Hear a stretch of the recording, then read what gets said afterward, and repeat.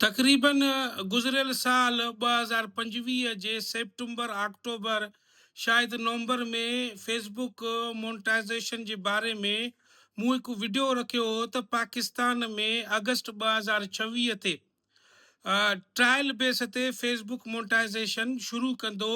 ही को माना न्यूज़ कोन हो, लेकिन जेके इंडिकेशंस हुया सोशल मीडिया एक्सपर्ट्स जे तरफ़ां उन जे मुताबिक़ मूं इहा न्यूज़ रखियो पंहिंजे फेसबुक पेज ते।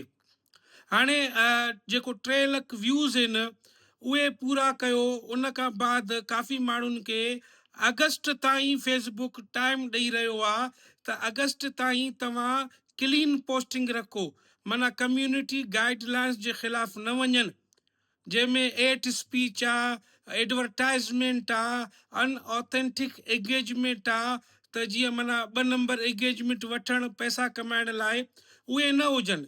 उन्हनि खे फेसबुक रीड कंदो आहे अगस्त ताईं। ॾिसो ॻाल्हि साॻी वञी बीठी।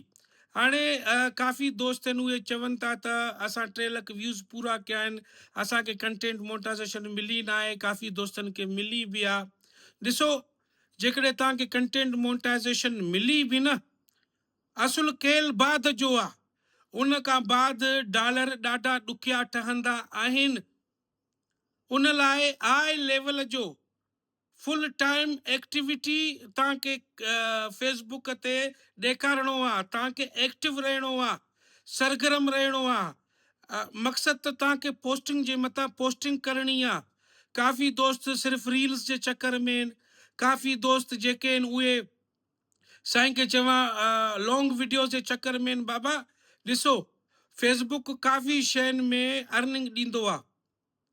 वीडिया तव्हांजा हुजनि, लॉन्ग वीडियास, तव्हांजा शॉर्ट वीडियास हुजनि, जंहिंखे रील्स चवंदा आहिनि, या साईं खे चवां जेको पिक्चर्स आहे, टेक्स्ट आहे, ऐं स्टोरीज़ आहिनि। टेक्स्ट जो मां तव्हांखे ॿुधायां त यूरोप में, अमेरिका में ख़ाली जेको असांजो इंजील आहे, अलाह जो कलाम आहे, बाइबल आहे, जंहिं ते असांजो ईमान आहे, उन्हनि जा जेके आयतूं आहिनि उहे रखी करे $1300-1400 माण्हू कमाए रहिया आहिनि महीने में, यूरोप में बि।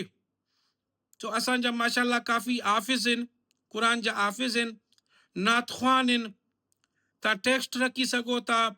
नात जा वीडिया रखण खां पोइ हिकु तस्वीर रखो या टेक्स्ट लिखो त मुंहिंजो जेको नात शरीफ़ आहे उहो इन वक़्तु फेसबुक ते अपलोड थींदो। मक़सदु 3-4 लाइनूं लिखणियूं आहिनि।